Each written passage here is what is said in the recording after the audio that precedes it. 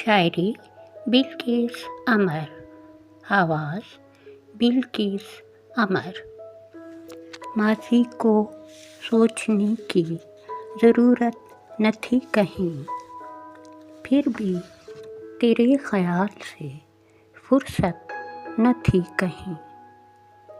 तदबीर भुलाने के जतन लाख कर दिए, तकदीर अटल थी कहीं, किस्मत न थी कहीं। जब भी किसी की याद ने चाहा था रोकना, ऐसे गुज़रते वक्त की शिद्दत न थी कहीं। एक मुद्दते हयात को मांगा तेरे लिए, एक पल के रोकने की भी मोहलत न थी कहीं। थोड़ा सा इंतज़ार भी सदियों में ढल गया, लेकिन किसी को बात की उजलत न थी कहीं।